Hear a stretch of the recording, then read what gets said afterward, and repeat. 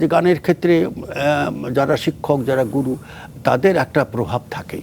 আপনার গানের ভিত শাস্ত্রীয় সঙ্গীত গড়ে দিয়েছে। হ্যাঁ, ওস্তাদ হরিপদ দাস হ্যাঁ, এবং আব্দুল জব্বার খানের আব্দুল কাছে জব্বার তালিম খান নেওয়ার সাহেব। স্মৃতি কি মনে পড়ে? হ্যাঁ হ্যাঁ, হরিপদ দাস মহোদয় ছিলেন আমার শিক্ষাগুরু।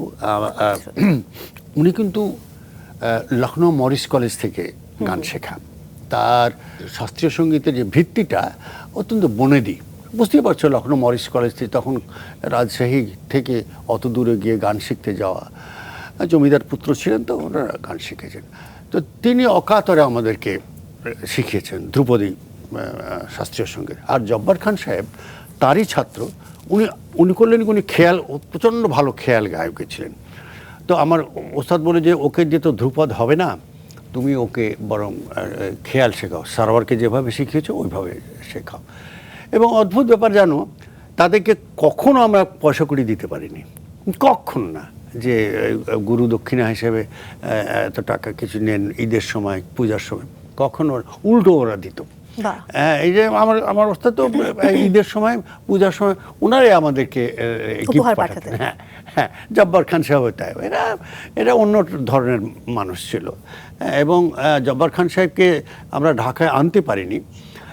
তখনকার দিনে লাইট মিউজিক, শাস্ত্রীয় সঙ্গীতের শিল্পী ছিলেন, কিন্তু লাইট মিউজিক তখন সত্যনাথ মুখোপাধ্যায়ের গান যখন গাইতেন, ভারতের সত্যনাথ মুখোপাধ্যায়ের চাইতে কোনো ক্ষেত্রে আরও ভালো গাইতেন। তো এরকম শিল্পীদের কাছ থেকে আমরা শিক্ষা পেয়েছি। তো ফলে এই কথা ঠিক যে গানের ক্ষেত্রে যারা শিক্ষক, যারা গুরু, তাদের একটা প্রভাব থাকেই। খুব স্বাভাবিক সেটা। একদম শুরুর দিকে তখন কিন্তু বিভিন্ন অনুষ্ঠান করার বিষয়ে আপনার ওস্তাদদের কাছ থেকে নিষেধাজ্ঞা ছিল। কি মনে হয় এর পেছনে তাদের দর্শন কি ছিল? হলো কি, আমরা গান শিখতে হলো তো ন্যাচারালি আমাদের ইচ্ছে করবে যে গান গাই একটা, কিন্তু ওদের থিওরি ছিল যে না, আগে তৈরি হবা, তারপরে মঞ্চে মানুষের সামনে আসবা। একেবারে নিষেধ, কোথাও গান গাইতে পারবে না। বাড়িতে প্র্যাকটিস করছো, গাও, নিজেরা গাইছো, করো, কিন্তু কোনো মঞ্চে এক্সপোজার তুমি নিতে পারবে না। এইটা কিন্তু অনেক সাহায্য করেছিল আমাকে, আমার মনে হয়। কারণ হয় কি, খুব অল্প বয়সে যদি মঞ্চে, তখন তো আর টেলিভিশন ছিল না, রেডিও কেবল হয়েছে রাজশাহীতে, তো এইগুলোতে ঢুকে পড়লে মানুষের, ওনারা ভাবতেন কিংবা এবার সত্যি যে এক হলো চর্চার বাইরে চলে যাবে।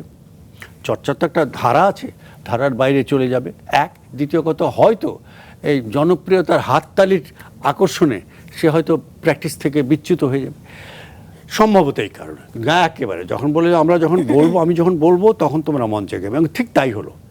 একবার গান গেয়ে ফেললাম কোথায় যেন, তারপর তখন রাজশাহী শহর খুব একটা ছোট শহর না, কিন্তু বড় শহর, বিভাগীয় শহর। এই খবর পেয়ে তারপরে ডাকলো, দেশে খুব বকা পায়, হ্যাঁ এখনই শিল্পী হয়ে গেছো, হ্যাঁ। তাই বলে তারপরে অবশ্য যখন কলেজে উঠলাম, সেকেন্ড ইয়ারে এসে বলছে হ্যাঁ নাও, এখন তোমরা গাইতে পারো, তবে খবরদার চর্চার পরে, লাইট গান করবা চর্চার পরে।